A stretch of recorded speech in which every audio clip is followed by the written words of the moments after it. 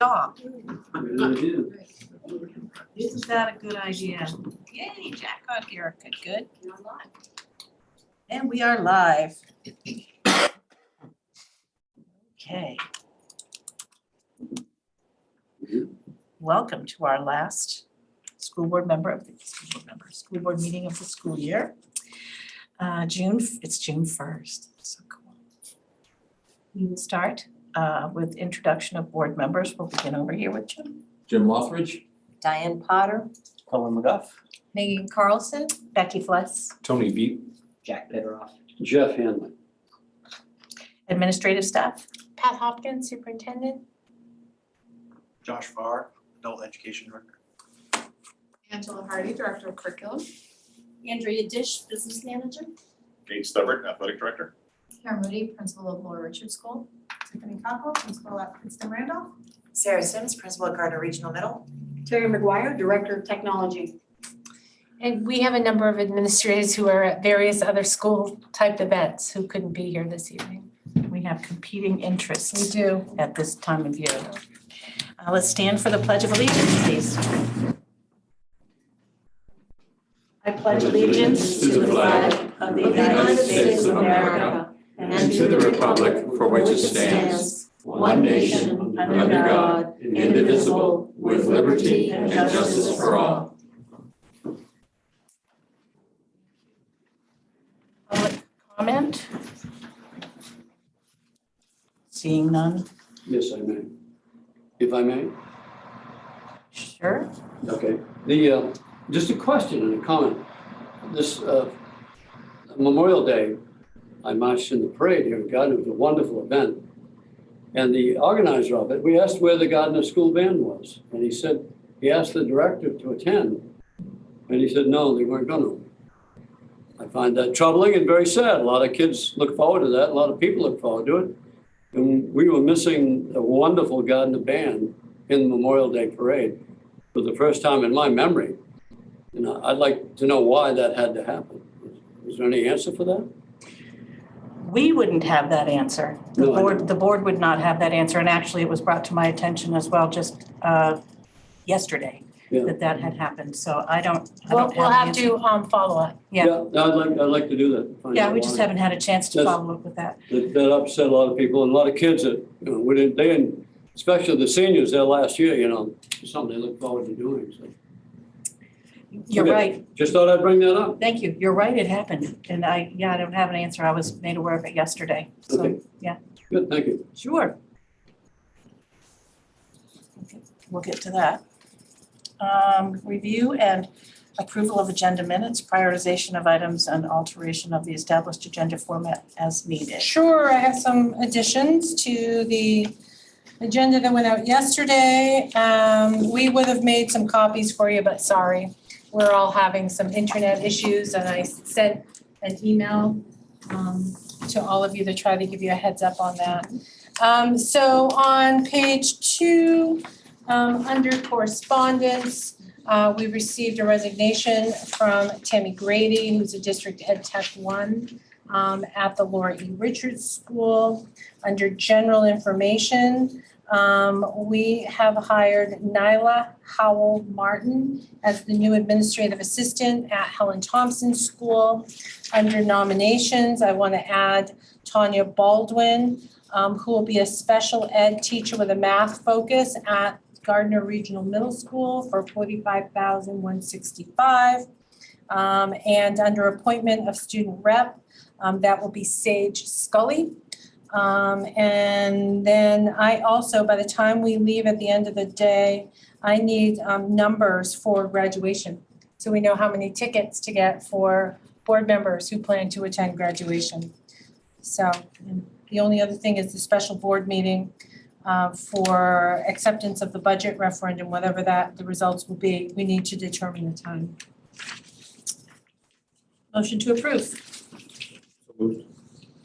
Second by Jim. Questions or comments? All That's for my own education. How's the student representative selected? Can we talk about it, I guess, at that time? Sure. Do you mind? Yeah, I'll talk about the process. All those in favor? Motion passes. Okay, approval of minutes of previous meetings, regular school board meeting, special school board meeting, special school board meeting expulsion hearing on May 18th, and school board workshop May 18th, and a meeting with town officials on May 22nd. Motion to approve those minutes. Moved by Jeff, second by Jack.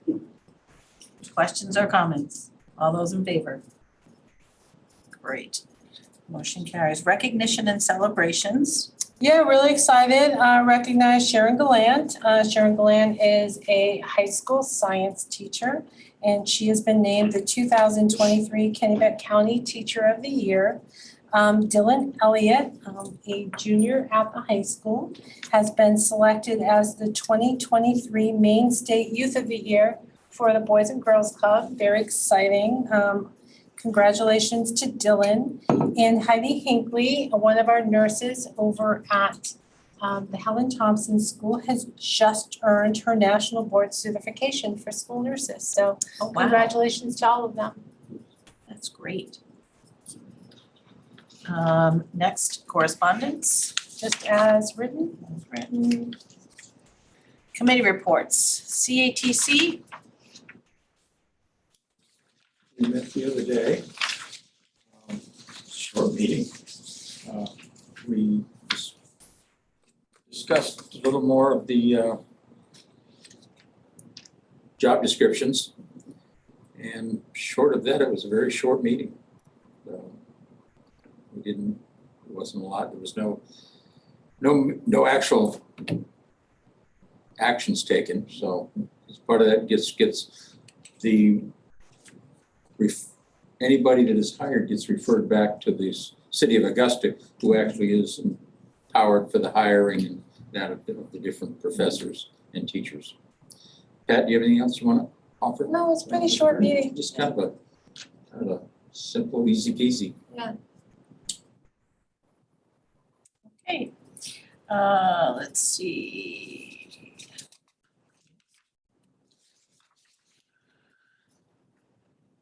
Curriculum committee.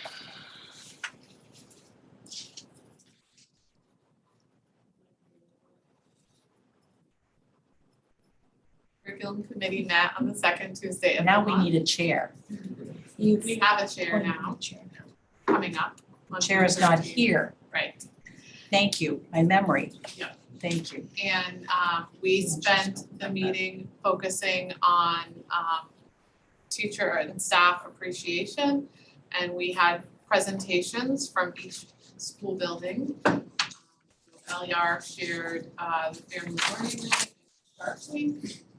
Riverview, Kim O'Brien came because she's a national fellow for the NEA fellowship, which is related to social studies in the United Nations. And she'll be going to South Africa this summer as part of her studies. Pittston Randolph spoke about the STEM Slam event that they did with the Nokomis Regional technology students and Maine Department of Education for our 5th grade students at Pittston and Riverview. Helen Thompson spoke about their story walk that will be unveiled tomorrow. The middle school spoke about their 6th grade social studies program with our intentional integration of Wabanaki studies. And the high school spoke about our life and work and career and prep programs, which are required classes for every student, and specifically about financial literacy. They learn to do their taxes, they learn job employment skills. They work on a 20% project that's often connected in some way to the community and their aspirations. So it was it's recorded. I would encourage you, if you didn't get to attend, to watch it. It's very interesting. It was just over about an hour and 20 minutes. Thank you. Appreciate it. Dropout prevention. So Jim is stepping out and Maggie's joining us, so, but neither were able to make it, because the switch happened really like the day before, I think. So we met on May 23rd and we did a kind of recap of the work we had done this year, and then talking about our next steps. So for example, that we worked on a universal screener, with Alicia Morris, who oversees our McKinney-Vento, that will now be used starting this summer to help identify kiddos who may have homeless needs, so we can be more proactive to that when they first register into our district. So we're really excited that that's going. But we also are going to do some work with the admin at our retreat this summer. I know it's on the agenda, where we are looking at all of the different 7 components to attendance, and we're gonna ask admin to kind of rate them so we can use that data to drive our initiatives next year, so that we can kind of get a feel for where people will need more support in those pieces surrounding attendance and how that relates into leading into dropout, as we go forward.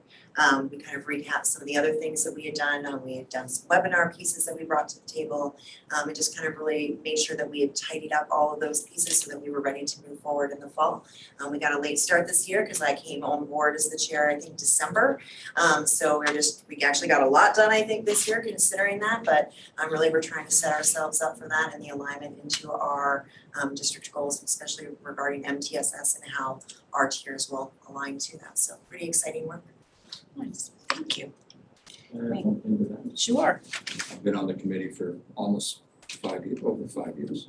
This is the most professional leadership we've had in that committee since I started on here. And Sarah has done a wonderful job. So, I am so glad to hear that. I mean, couldn't be better.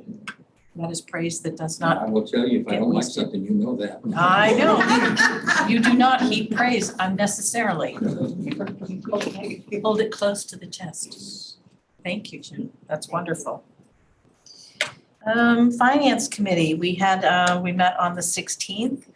Andrea went over the quarterly financial reports with us. We discussed our upcoming meeting, which is now a past meeting, the PowerPoint presentation to be shared with the municipal officials. That was on May 22nd.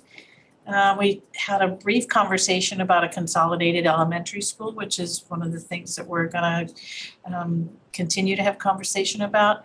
And next steps will be that we want to direct the superintendent to do some research this summer to see if it's worthy of continuing conversation, what kind of money it will save, if it will save, and so that we can be more, we can be as fiscally responsible as we possibly can and keep as much money in the classroom for our students as we are able to do. We talked about an LED lighting project, and it's been temporarily tabled, and we'll talk about it in the next year after the budget has passed. And we talked about the impact that LD 974 will have, and that is a bill that's before the legislature that is raising the hourly rate for our ed techs by All support staff, all Yes. hourly staff. yes, started with ed techs and then went up from there. So the impact of that would be if one part gets that raise, that everybody else is it's gonna have a cascading up effect. That coupled with the $50,000 a year starting pay for teachers. So that's what Yeah, we're for looking ed at. techs alone, the increase would potentially be $11.50 an hour effective in 2024. 25. Increase? An increase of $11.50 an hour. So that the starting pay for an ed tech 1, which only requires a high school diploma, starting pay would be $27.60, I think. And then for all other support staff, starting pay would be $20 and something and change, 80 cents. So if you look at like teacher salaries, starting hourly rate for teachers next year will be around $32. So with a 4-year degree, it's $32 an hour versus 27. And so there is talk right now of making that filter through the ED 279. which means that we would not receive, in our opinion, that would not be fully funded. Never right? has been. Because nothing is fully funded through the ED 279. And so there's just lots of questions. So we've been communicating with our local legislators, expressing considerable concern should this pass. We estimate at a low, a $60 million budgetary impact across the state. Could be as high as $80 million if this passes. And there are, I believe, 28, that number could be wrong, but there are a number of school districts across the state who are minimum receivers. And so if they're minimum, in those particular school districts, their communities would have to absorb the entire cost of the increase. So wanting to, the intentions are good, right? Absolutely.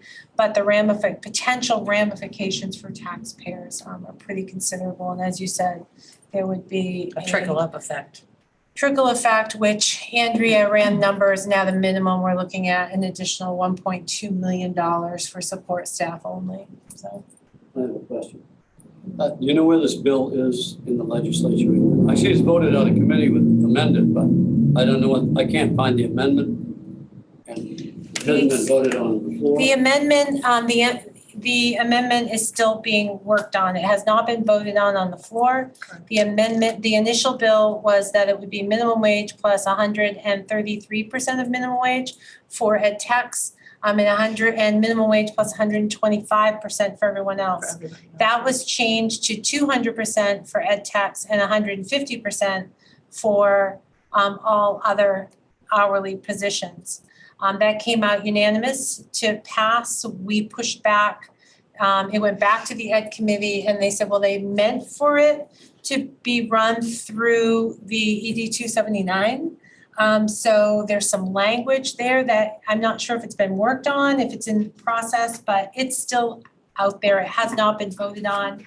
And I don't know appropriations committee, how they will view it.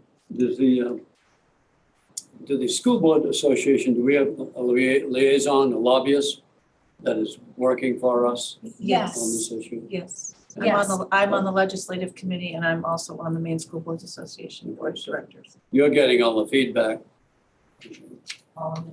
They're doing it, and I've been sending out letters on behalf of superintendents. So I've been sending letters to our representatives, and the first time around, I sent the same letter to all members of the Appropriations Committee. What you just said, though, I mean, like I said, I can't find the amendment. So what you told me just now is that the amendment makes it even worse. Correct. Yes, Correct. it does, yeah.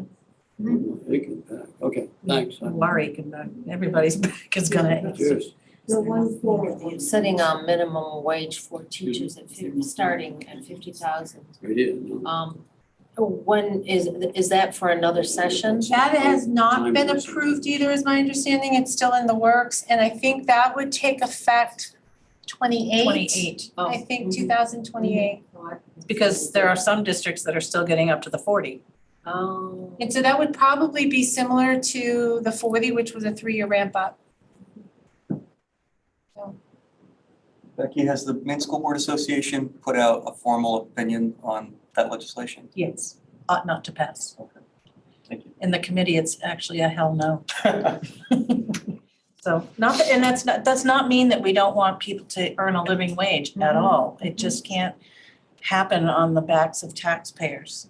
And another thing we talk about in our legislative committee is that people don't do the legislators, the people that are making the rules, do they understand the ED 279? Do they understand how these things work? And the answer is no. So when you just assign numbers and assign ideas, when you don't, in my personal life, I can't do that. I need some data to make sure I'm making good decisions. And I'm not saying they're making bad decisions, but I am saying that the ED 279 is very hard to understand. And it's not a 15-minute conversation, as you all know. So when people are making rules about education, which is probably the most restricted piece of government, you need to understand the rules, got to know the box that we live in. And we're not like a community, we're not like a small town, we don't have any of the same sorts of they get to do all sorts of things that we don't get to do, which is fine, no complaints, but we need to understand when we say what we're gonna do, 150% raise, it's just, how's that gonna happen? So, some learning needs to happen.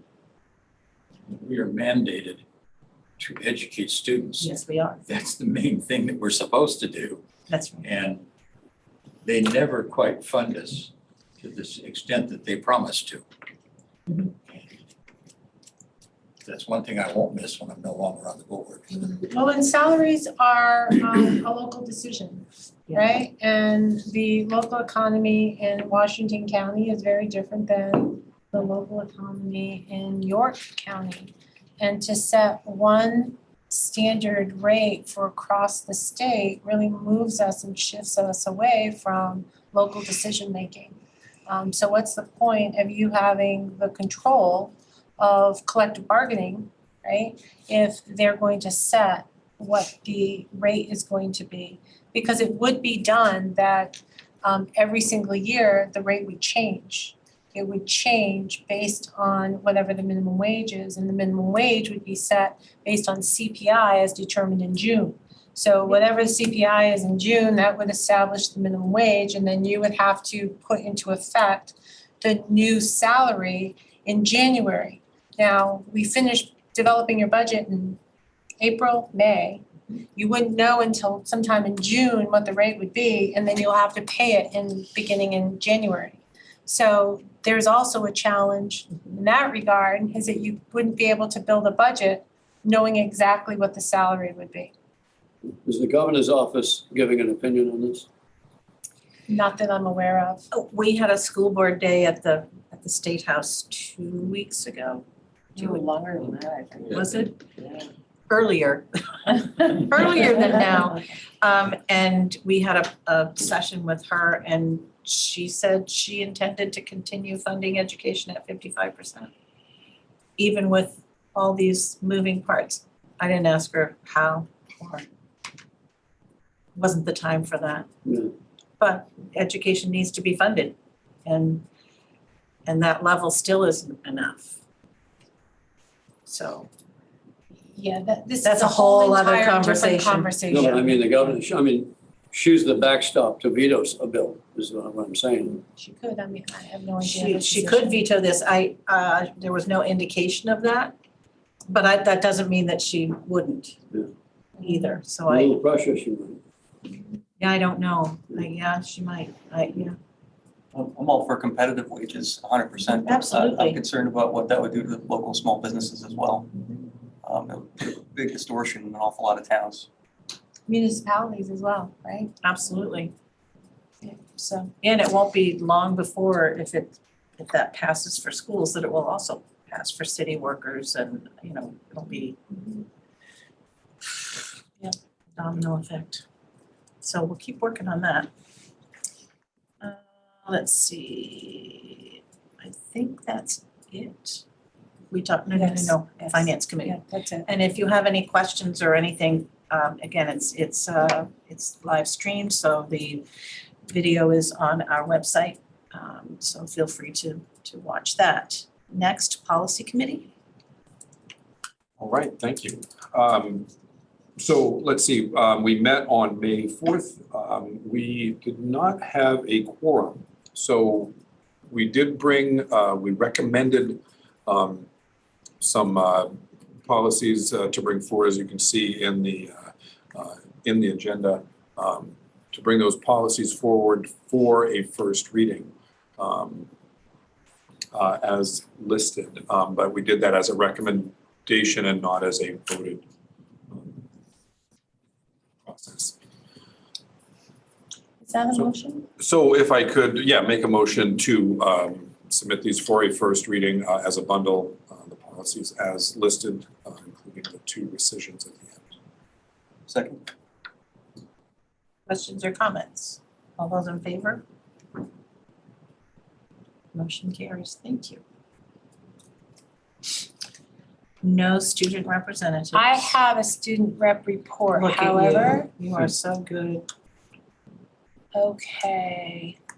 So, GSDA. GSDA, do you know what that stands for? This is from Alyssa. She sent it to me. She is at the, I'm sorry? Straight Alliance. Okay, what is D? Okay, Diverse, right? Diversity Alliance, Diversity okay.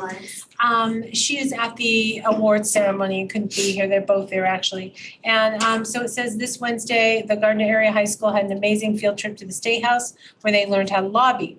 They got to speak not only to their representatives, but to Governor Janet Mills. Members of the club stated that they were grateful to have an opportunity to advocate for themselves and others.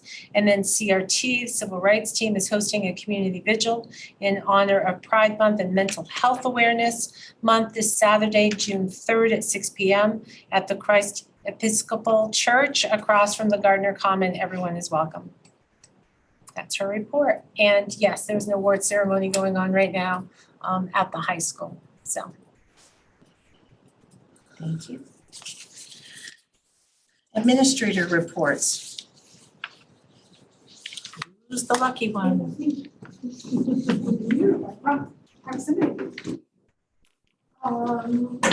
LER, noteworthy. Attendance at our family engagement events has been phenomenal this year. Recently, we brought back a walking school bus. Each week, we've had an increase in parents and students walking to school from the Gardner Park, from 55 to 69 children and about 25 parents. This is about 3 times the amount we used to have.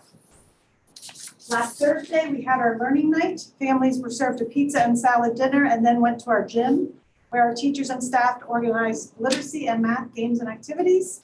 We had just under 400 family members attend. It was a great event and our LER staff did a fantastic job organizing, serving, and facilitating the learning events.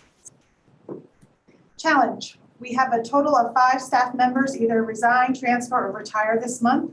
The staff leaving will be greatly missed and it will be a challenge to fill the positions before next school year. Riverview. Noteworthy. We completed spring assessments and have many end-of-the-year activities planned.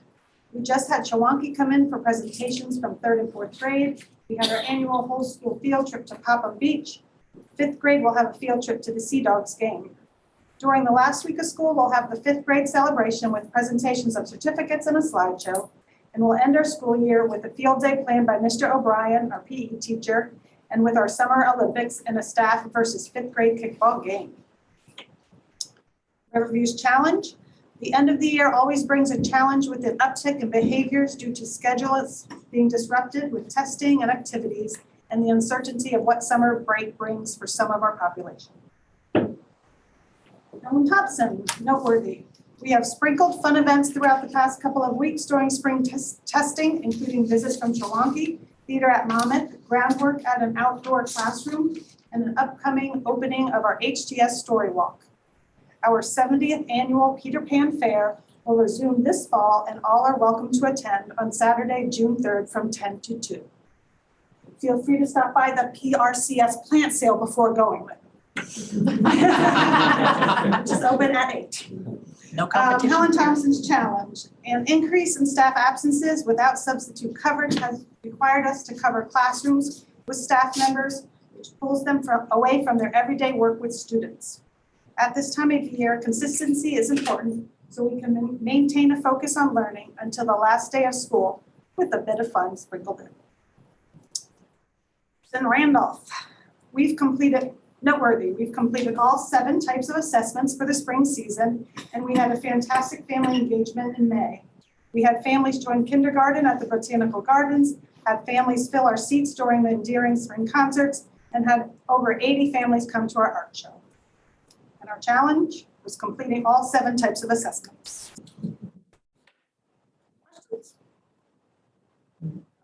Perfect, thank you.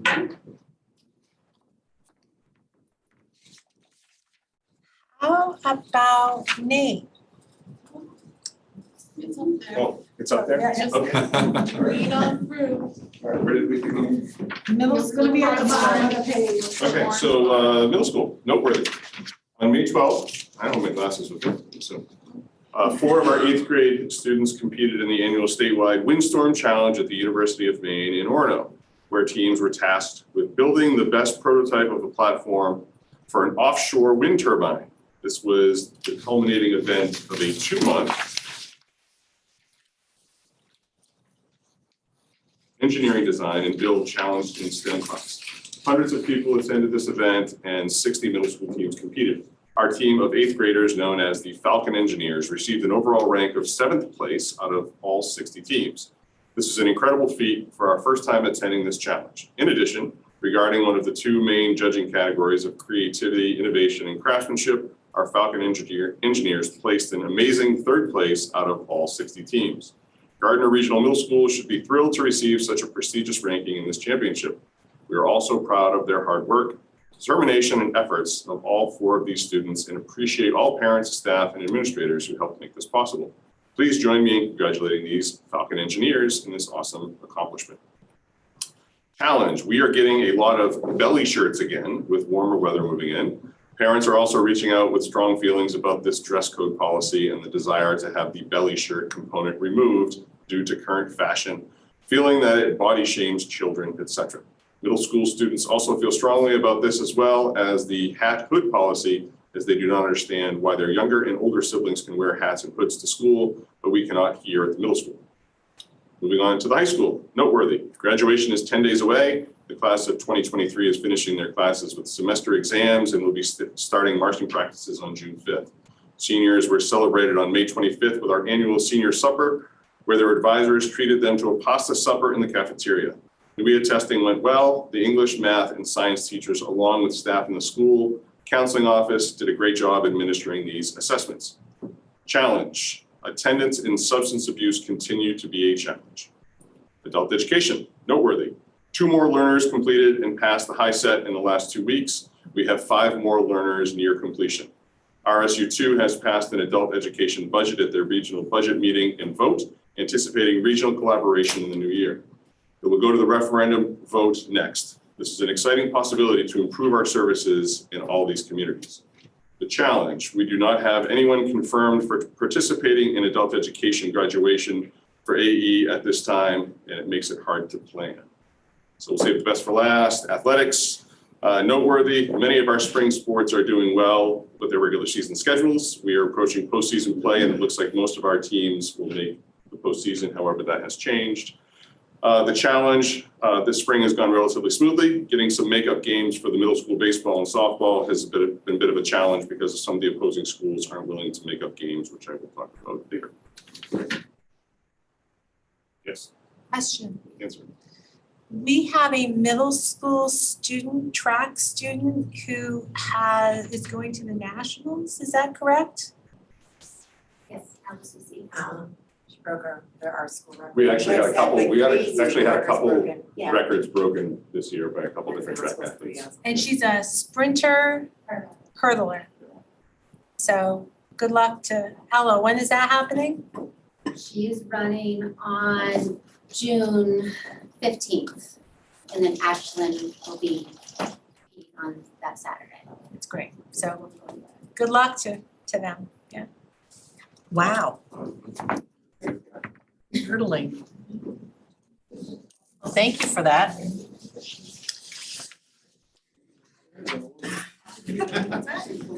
Another one. Technology. Hold on. I have to stop you because my technology was the exact same one as the middle school, with the windstorm. So I'm gonna go a little bit off the beaten path. Technology, we took a group of students, MLTI students, to Orono, and it was the first time since COVID that we were able to do so. Took about 30 kids up with some chaperones from the school, and it's this great big statewide learning collaboration day. It was really awesome. It was really fun to be involved again. And so I got to go with that, Russ Anderson and some of the other teachers. Really, really uplifting. And then I didn't put a challenge, but we've had a really big challenge for the past 2 days that I can throw out there. We've had very limited internet access for the past 2 days, and finally today, Consolidated Communication, which is our internet service provider, said that they have a fiber optic problem coming into the building. It's either, anywhere from the high school down to downtown Gardner, so they have to figure out what's wrong with the fiber and fix it. So that's our challenge. Thank you, Angela. Yes, thank you. That was great. Special services. Alicia has reported that we've begun to fill our open positions for next year. You saw some of the names on the hiring list, so that's great. And the challenge is we currently have 6 case, as of last week, we currently have 6 case management positions, including a speech pathologist, a social worker position, 3 ed tech positions, and a half-time BCBA position open. We are struggling to hire staff for our extended school year program, which is our summer learning program. For curriculum, the Boys and Girls Club worked with MSAD11 to secure a Maine Department of Education grant to support summer school programming for students struggling. Different than special education summer learning, just to be clear. This was a great opportunity to access community resources to support ongoing academic achievement and growth. Thanks to Holly Jordan and Ingrid Stanfield, the application is being considered a model approach and will be used by the Maine Department of Education to help other districts in the future in their writing of grants. You got the gold star, so that's pretty exciting. The district-wide Reach Showcase was a great success. Students across our system shared their inquiry-based projects with others on Thursday, May 25th. And the challenge in curriculum, while the assessments provide valuable data about student growth and achievement, as you heard, the logistics associated with conducting multiple online assessments across 6 schools is taxing for all. We hope to reduce the number of assessments strategically, with shifts being made with the state assessment while maintaining access to informative data. And with school nutrition, Linda's staff has been amazing this school year. They worked shorthanded and with some personnel challenges. They've stepped up, worked together, and made sure every child was fed without missing a beat. She's very proud of her staff. And the challenge is she has 3 positions open for next school year, which have been posted already this school year with no applicants, although I think that changed today. And her staff at the middle school and high school are pretty burnt out this year because they've been so short-staffed. It's a bigger population concern. Are any questions with those reports? Yes, Jim. I heard you say something else, not your corner of the world, but with the special, our extended summer program is having problems finding people. Is that the problem? Yeah. Yes. Staffing. How are we teach going over to the meet summer. that mandate from, They will continue to search for people. what if we don't find people? Sarah and Alicia are having those conversations, but we've advertised internally, we've advertised externally. They're reaching out to neighboring school districts to see if there's a way of maybe doing something there. And so that's all I can tell you at this time. But they certainly know the legal ramifications and what the requirements are, so. How many students are you thinking are needing that kind of?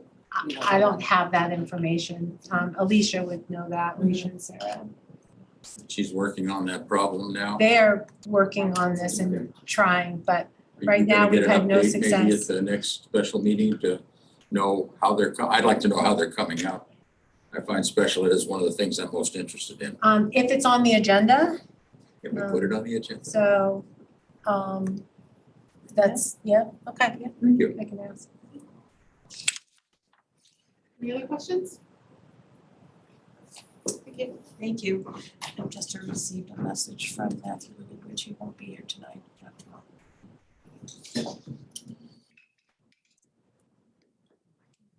No wellness committee. And no field committee. Right. General information as written. Nominations and new hires. Yes, as written, so we have Dan Parody, who is currently in ed tech, in the special ed, as an ed tech in the middle school behavioral program, and so he'll be moving into the teaching position. James Mazrick, social studies teacher at Gardner Middle School. Gail Coughlin, that name may sound familiar to you. And we're hiring her as the targeted reading focus teacher at the middle school, and Tanya Baldwin, who will be the math focused special ed teacher at the middle school. Excellent. Nominations, those are the nominations. I went the next way. Never mind. Need a motion for the new We need a hires? motion for the new I- hires, I- yes. I move we accept the nominations for new hires as written. Second by Jack. Questions or comments? All those in favor? Motion carries. Nominations. The other nominations are for stipend positions only. So that if I'm not available and Angela needs to fill in as the acting superintendent, Alicia is the homeless liaison. She is also the multilingual learner liaison. And then Terry McGuire, who's the affirmative action Title IX officer, and Terry McGuire, who also does the board meeting video production. So those are annual stipends. Motion to approve these nominations. Second by Tony. Any questions or comments? Just a quick one. Acting superintendent is a really, really big deal. Could you just talk a little bit about how you selected Angela as the nominee for this? We always try to select, whenever possible, the curriculum director, because we work so closely together. She is in the office. So through her hiring process, we talked about that expectation and the need to be certified as a superintendent or an assistant superintendent, so that she can fill in for me should I not be available.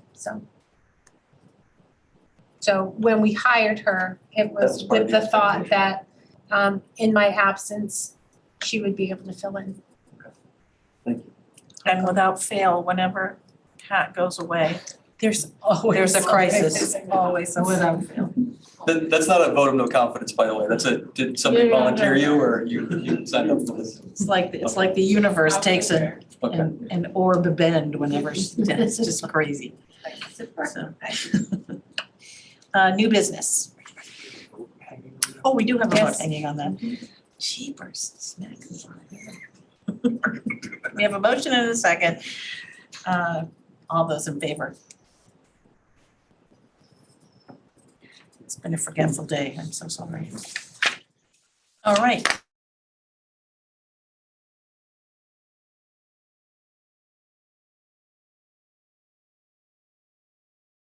Discuss and consider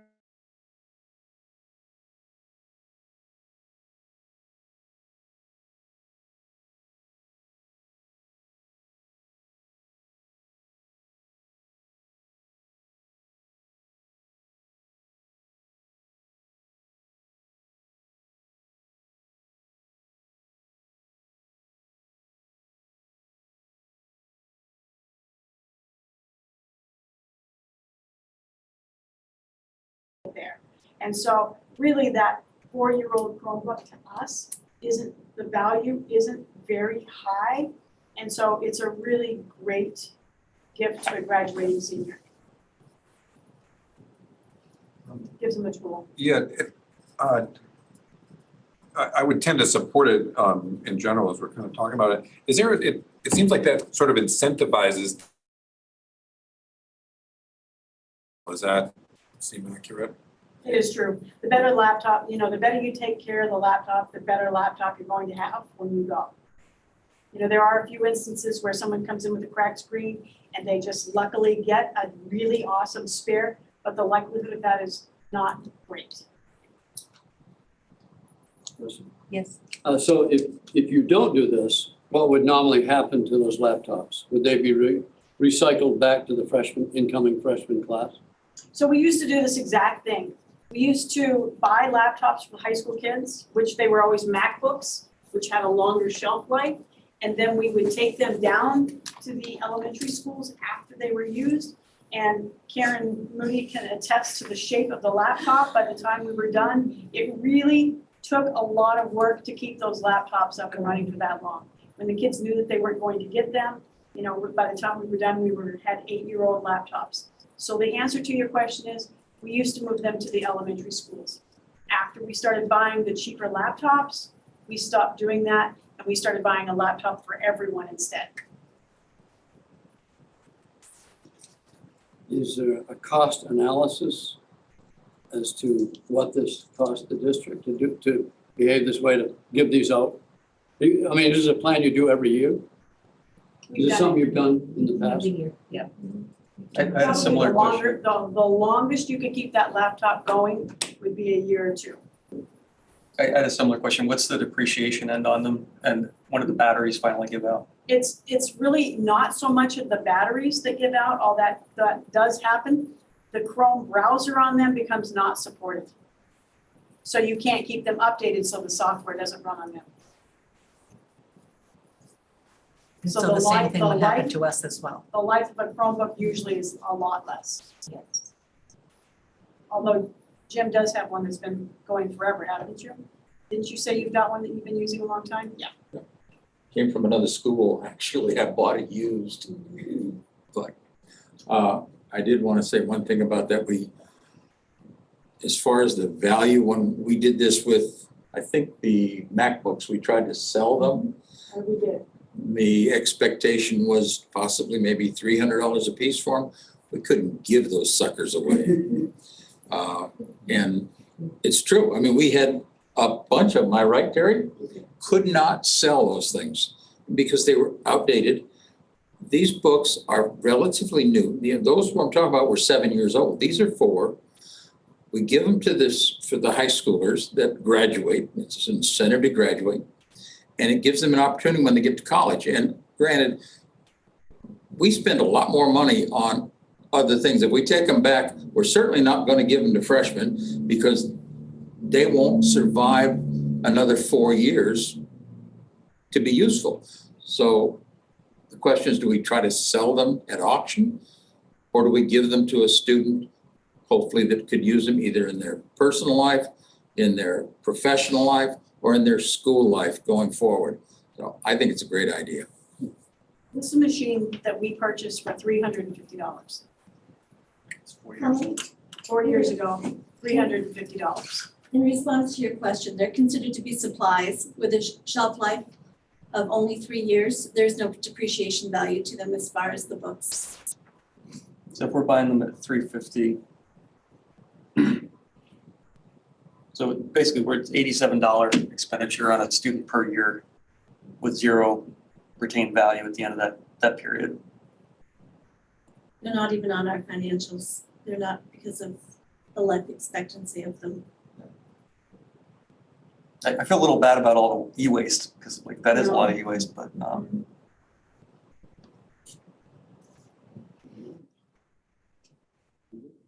Okay. So what's Wanna the, make a motion?